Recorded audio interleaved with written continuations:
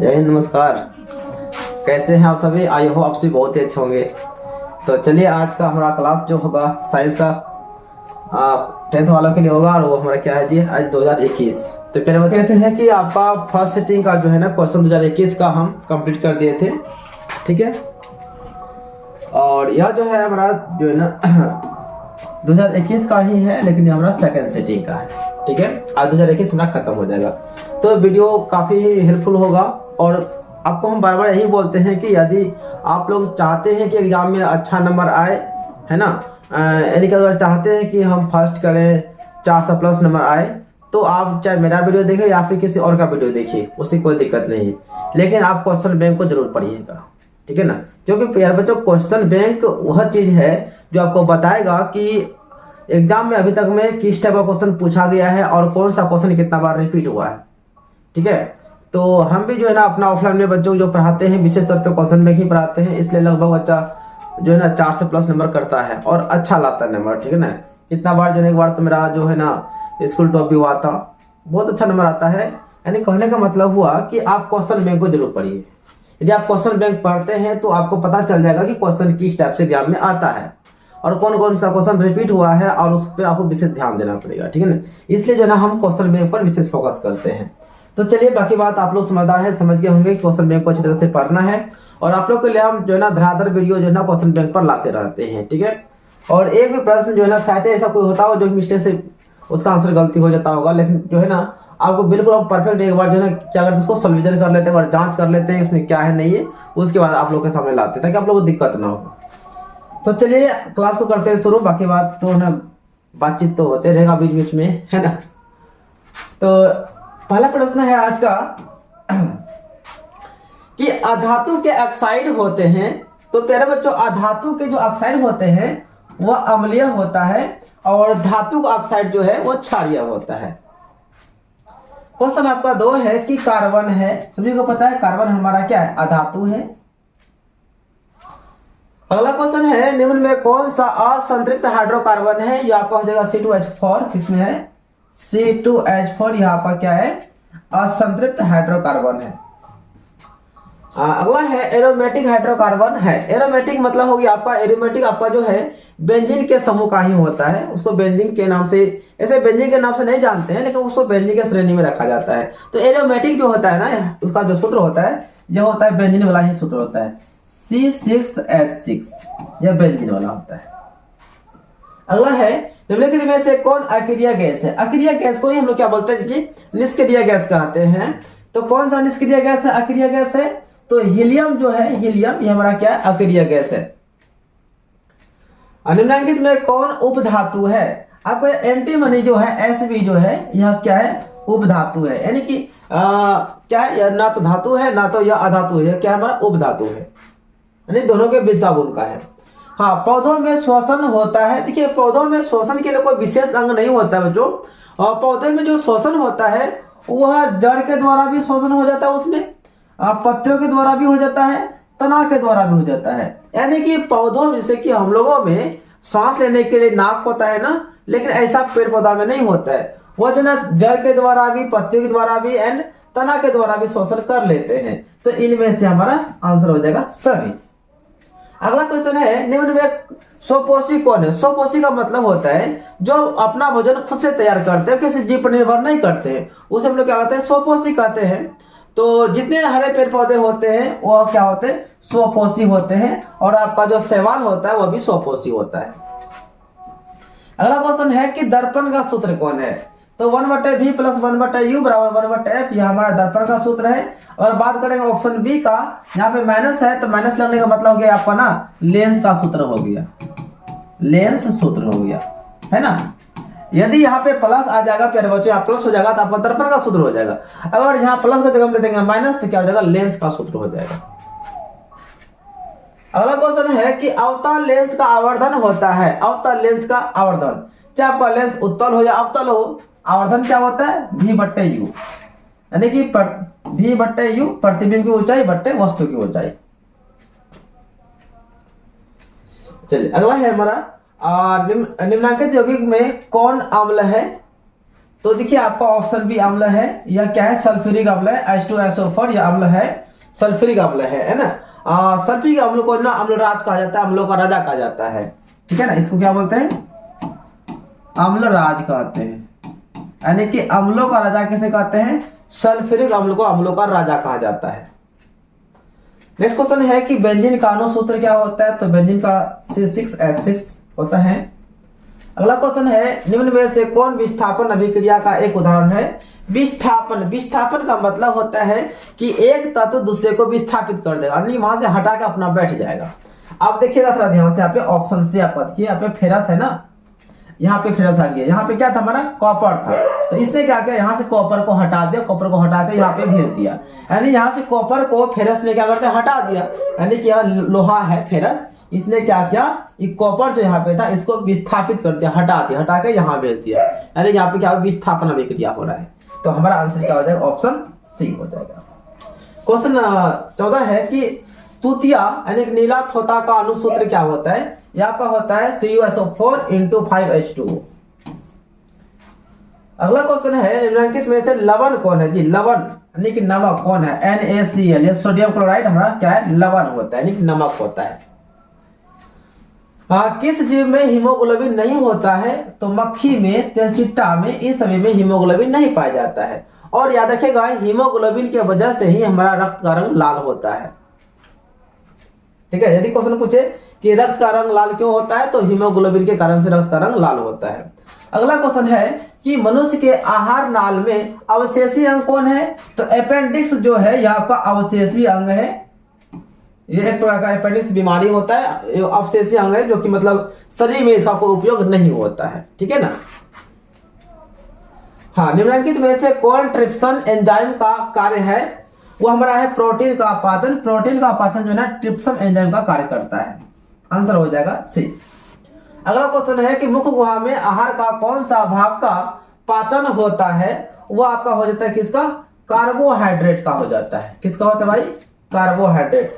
Carbohydrate क्या है, एक भोजन है कार्बोहाइड्रेट। ऑक्सीजन का वाहक है ऑक्सीजन, देखिए आरबीसी जो है यह जो है क्या करता है ऑक्सीजन को लेके जाता है, नहीं ऑक्सीजन का वाहक कौन है, आरबीसी होता है, ठीक है। एंड डब्ल्यूबीसी जो होता है यह क्या करता है शरीर में रोगाणुओं से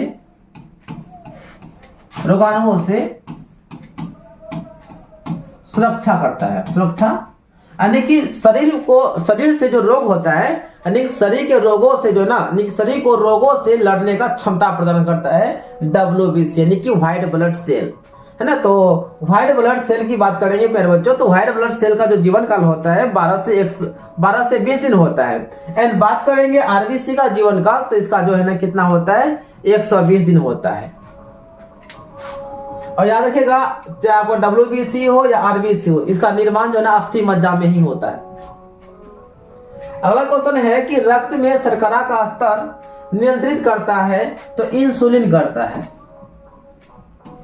अगला क्वेश्चन है कि मानव शरीर में सबसे लंबी कोशिका कौन है, तो तंत्रिका कोशिका जो है ना सबसे लंबी कोशिका है।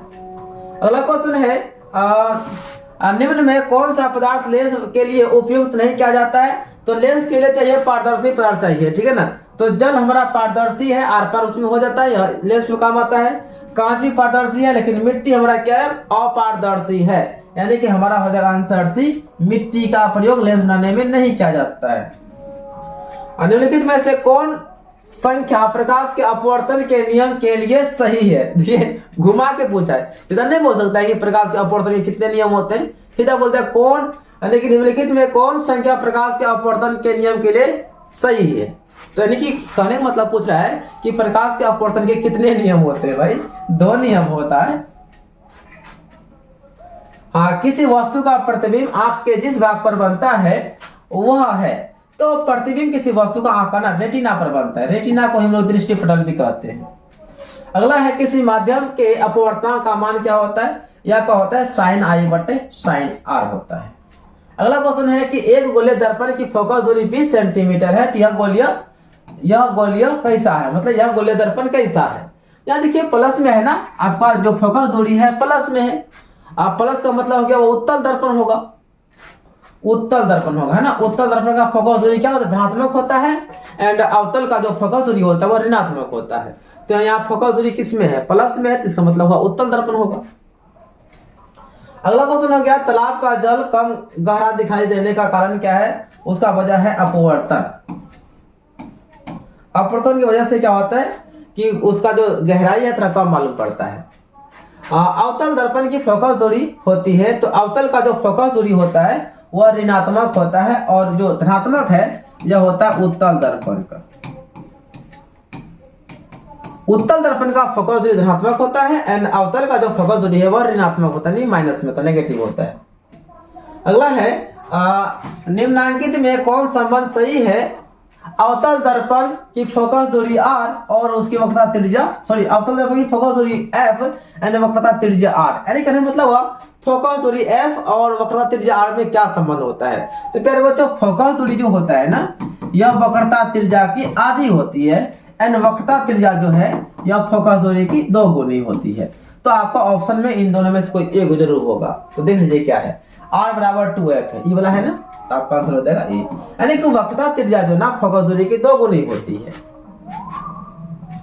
अगला क्वेश्चन है, न्यूक्लियस यानी कि केंद्रक शब्द किसके द्वारा दी गई है, वह रॉबर्ट ब्राउन के द्वारा दिया गया था न्यूक्लियस का खोज। और यह रॉबर्ट हुक ने तो कोशिका खोज किया था 1665 में। अगला है कि पौधे में भोजन किस रूप में जमा रहता है, या स्टार्च के रूप में रहता है। पौधों में जो भोजन होता है ना वह स्टार्च के रूप में जमा रहता है। अगला है क्वेश्चन हमारा, प्रसिद्ध पुस्तक द माइक्रोग्राफिया किनके द्वारा लिखा गया था, किसने लिखा था, यह लिखा था किसने भाई, रॉबर्ट हुक ने लिखा था। किसने, रॉबर्ट हुक ने। अगला क्वेश्चन है कि पौधों और पशुओं की कोशिकाओं का वैज्ञानिक अध्ययन क्या कहलाता है, यानी पौधों और पशुओं की कोशिका का जो वैज्ञानिक अध्ययन है वह कोशिका विज्ञान कहलाता है। ऑप्शन हो जाएगा बी। मानव हृदय घिरा हुआ रहता है। मानव हृदय जो है ना, हमारा जो हृदय है यह 4 भाग में बटा होता है, या चारों तरफ से घिरा जो होता है उसको बोलते हैं क्या, पेरिकार्डियम। पेरिकार्डियम के द्वारा घिरा होता है। अगला क्वेश्चन है कि बीजांड की ओर पराग नलिका की वृद्धि का कारण है, उसका कारण है क्या, केमोट्रॉपिज्म। इसको हम लोग क्या बोलते हैं, रासायनिक वृद्धि कहते हैं, केमोट्रॉपिज्म। अगला है कि मनुष्य में श्वेत रक्त कोशिकाओं की जीवन काल कितनी होती है, लेकिन WBC, श्वेत रक्त का मतलब क्या, WBC का जीवन काल कितना होता है, 12 से 20 दिन होता है। 12 से 20 दिन आपका WBC का जीवन काल होता है। अगर बात करेंगे RBC का, RBC यानी कि रेड ब्लड सेल का जो जीवन काल होता है वह 120 दिन होता है। कितना होता है, 120 दिन होता है किसका, RBC का, लेकिन WBC का 12 से 20 दिन मात्र होता है। अगला क्वेश्चन है कि पित्त रस कहाँ से स्रावित होता है। पित्त रस जो है ना आपका यकृत से स्रावित होता है। और ध्यान रखिएगा, प्रत्येक मनुष्य का प्रत्येक दिन जो पित्त रस स्रावित होता है वह आपका 500 मिलीमीटर से, ठीक है ना, सॉरी 500 मिलीग्राम से जो है ना मिलीलीटर से आपका लगभग 1000, ठीक है ना, मिलीलीटर जो है ना क्या होता है, स्रावित होता है, प्रत्येक रोज होता है। अगला हमारा है कि एक घोल नीले लिटमस पत्र को लाल कर देता है तो घोल का पीएच मान क्या होगा। देखिए, जो घोल नीला को लाल कर देगा ना वो आपका क्या होगा, अम्लीय होता है। क्या होता है, देखिए ध्यान से, जो नीला को लाल कर देगा वो अम्लीय होता है, और अम्लीय विलयन का पीएच मान 7 से हमेशा कम होता है। तो देखिए इनमें से 7 से कम कौन है, आपका ऑप्शन ए है, दूध तो 7 से कम ही ना है। बेंजीन का अनुसूत्र क्या होता है, C6H6। ये क्वेश्चन 3 बार आ जा चुका है। अगला क्वेश्चन है कि एथिल अल्कोहल का IUPAC नाम क्या है, इसका नाम है एथेनॉल। अगला क्वेश्चन, CnH2n निम्नलिखित में से किसका सामान्य सूत्र होता है, या कहते हैं एल्कीन का सामान्य सूत्र। अगला है लोहे की परमाणु संख्या क्या है भाई, 26 होता है, सभी को पता है। स्टेनलेस स्टील में लोहा एवं कार्बन के अलावा अन्य तत्व रहते हैं। तो लोहा स्टेनलेस स्टील में है ना, स्टेनलेस स्टील में लोहा और कार्बन के अलावा क्या क्या होता है, इसमें आपका निकेल और क्रोमियम होता है। अगला है पीतल है। पीतल जो है ना हमारा क्या है, मिश्र धातु है। पीतल जो है ना आपका तांबा प्लस जस्ता, मिश्रण से होता है क्या, पीतल। ठीक है ना। अब तांबा और जस्ता को मिलाते हैं तो क्या बनता है, पीतल बनता है। तो हमारा क्या विष धातु हो गया। अगला है कि प्रकाश के परावर्तन के कितने नियम होते हैं भाई, प्रकाश के परावर्तन के 2 नियम होते हैं। हाँ, टिंडल प्रभाव प्रदर्शित करता है। टिंडल प्रभाव जो है ना प्रकाश का परिकिरण प्रदर्शित करता है। अगला है कि कौन सा लेंस हवा में अभिसारी लेंस भी कहलाता है, हवा में नहीं, यानी कौन सा लेंस अभिसारी लेंस भी कहलाता है। तो देखिए अभिसारी लेंस की बात करेंगे ना, उत्तल लेंस को अभिसारी कहते हैं। उत्तल लेंस को अभिसारी, था यहाँ ऑप्शन गड़बड़ है। उत्तल लेंस को अभिसारी कहते हैं। और अपसारी की बात करेंगे तो अवतल लेंस को अपसारी कहते हैं। उत्तल को अभिसारी कहेंगे और अवतल को अपसारी कहेंगे। अगला क्वेश्चन है कि उत्तल दर्पण में प्रतिबिंब बनता है। तो उत्तल दर्पण में प्रतिबिंब हमेशा आभासी बनता है। प्रकाशिक माध्यम कितने प्रकार के होते हैं। देखिए प्रकाशिक माध्यम जो है ना आपका होता है 2 तरह का। ऐसे आपका 3 होता है लेकिन आपको 2 मारना है। प्रकाशिक माध्यम का मतलब होता है जिससे प्रकाश जा सकती है या नहीं जा सकती है। जिसे आपका होता है एक पारदर्शी वस्तु होता है, एक अपारदर्शी होता है और एक पारभासी भी होता है। लेकिन आपको जो है ना बता देते हैं, आपको पारदर्शी और अपारदर्शी रखना है याद। यानी प्रकाशिक माध्यम का मतलब जिससे प्रकाश गुजर जाता है, जिससे नहीं गुजरता है, उसको क्या बोलते हैं, प्रकाशिक माध्यम कहते हैं। यानी ऐसा माध्यम जिससे कि प्रकाश किरणें गुजर जाए अथवा नहीं गुजरती, उसको प्रकाशिक माध्यम कहते हैं। तो एक वस्तु होती है पारदर्शी जिससे प्रकाश गुजर जाती है, एक वस्तु होती है अपारदर्शी जिससे प्रकाश नहीं गुजरती है। तो प्रकाशिक माध्यम 2 होते हैं। कितने होते हैं, 2 होते हैं। पारभासी होता है ना, पारभासी को नहीं देखना है क्योंकि आपका जो पारदर्शी में जो ना उसमें काम निकल जाता है। ऐसे आपका जो ना प्रकाशिक माध्यम के अनुसार से प्रकाश के गमन के आधार अनुसार से आपका वस्तु जो है 3 तरह का होता है। एक होता है पारदर्शी, एक होता है पारभासी और एक होता है अपारदर्शी। लेकिन प्रकाशिक माध्यम की बात करेंगे, प्रकाशिक माध्यम तो आपका हो जाएगा 2, एक होगा पारदर्शी, एक होगा अपारदर्शी।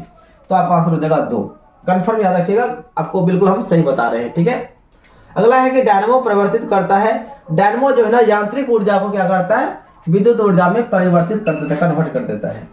अगला है कि इलेक्ट्रॉन पर आवेश होता है। इलेक्ट्रॉन पर जो है ना आपका क्या होता है, -1.6 × 10⁻⁹ कूलम होता है। अगला है खिलौने में किस सेल का उपयोग होता है। तो खिलौना में सूखा सेल, शुष्क सेल का प्रयोग होता है, सूखा सेल। ऑप्शन हो जाएगा ए। कार्य करने की क्षमता क्या कहते हैं, ऊर्जा कहते हैं। ऊर्जा रहेगा तभी तो काम करेंगे। सिल्वर क्लोराइड का रंग क्या होता है, श्वेत होता है। अगला है कि गंधक की परमाणु संख्या कितना होता है, गंधक यानी सल्फर होता है 16। अगला है कि कौन सी बीमारी श्वसन तंत्र से संबंधित है। वो बीमारी हमारा है एनीमिया। इसमें क्या होगा कि सांस लेने में तकलीफ होगा, गला सूख जाता है। यह श्वसन तंत्र से संबंधित हमारा एनीमिया बीमारी है। एंड्रोजन क्या है, यह आपका यह नर्लिंग हार्मोन है। क्वेश्चन आपका 59 है कि रुधिर चाप नियंत्रित होता है, यह एड्रिनल के द्वारा होता है, एड्रिनल ग्रंथि के द्वारा होता है। अगला है कि एक लिंगी पादप का उदाहरण है। तो पपीता जो है ना एक लिंगी है। निम्न में से कौन मादा जनन तंत्र का भाग नहीं है। देखिए अंडा से मादा जनन तंत्र का भाग है, गर्भा से मादा है और डिम्बवाहिनी भी मादा का है, लेकिन आपका शुक्रवाहिका जो है ना नहीं है। तो आपका आंसर क्या हो जाएगा, शुक्रवाहिका मतलब शुक्राणु आपका किसमें पाया जाता है, पुरुष में ना। अगला है कि द्विखंडन होता है। पैरामीटर में द्विखंडन तो होता है, अमीबा में द्विखंडन भी होता है, बहुखंडन भी होता है, ये भी चलेगा। लिस्मिनिया इसमें द्विखंडन होता है, लेकिन तीनों में द्विखंडन होता है। आंसर क्या हो जाएगा, इनमें से सभी। अगला है कि टेस्टोस्टेरोन स्रावित होता है, यह आपका जो है ना वृषण के द्वारा स्रावित होता है। मानव मस्तिष्क का औसत भार कितना होता है। ऐसे तो इसका 1400 ग्राम होता है, 1400 ग्राम यानी कि 1400 ग्राम होता है। और पॉइंट हमारे किलो में करेंगे तो इसका 1.4 kg हो जाएगा। ऑप्शन हो जाएगा सी।